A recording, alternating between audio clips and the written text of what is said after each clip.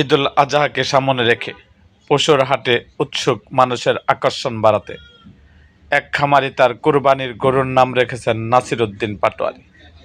গরুটি নাকি অনেক বেশি চিৎকার করে এবং প্রচুর খাবার খায়, আর এই স্বভাবের কারণে মালিক শখ করে গরুটির নাম রেখেছেন। রবিবার 24শে মে গরুটি ও তার মালিকের একটি ভিডিও সোশ্যাল মিডিয়ায় ছড়িয়ে পড়ার পর বিষয়টি আলোচনায় উঠে আসে।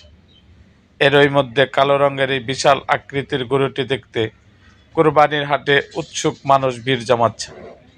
ভাইরাল হওয়া ভিডিওতে দেখা যায় গরুর মালিক কুরবানির হাটে দাঁড়িয়ে গরুটির নামকরণের কারণ ব্যাখ্যা করছেন। তিনি বলেন, এটা গরু নাম রাখছি নাসির উদ্দিন পাটোয়ারি, অনেক চিল্লায় দেখে, এ কারণে এই নাম রাখছি। গরুটি খাওয়ার জন্যই আরও অতিরিক্ত চিল্লায়, খাওয়া কম পড়লে চিল্লাইতে থাকে। গরুটির খাদ্যাভ্যাস সম্পর্কে মালিক আরও জানান, বিশাল কৃতির এই কালো গরুটি 60টি এক চুমুকে প্রায় 12 কেজি চালের জাউ খেয়ে ফেলে।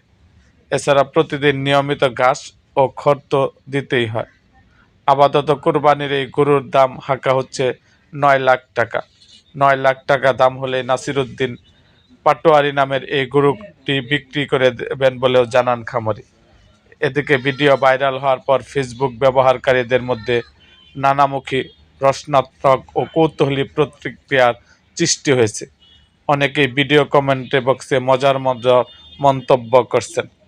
এরকম আরও ভিডিও পেতে আমাদের মুক্তাগাছার ইতিহাস মিডিয়া ইউটিউব চ্যানেলটিকে সাবস্ক্রাইব করুন এবং পাশে থাকা বেল আইকনটি বাজিয়ে দিন।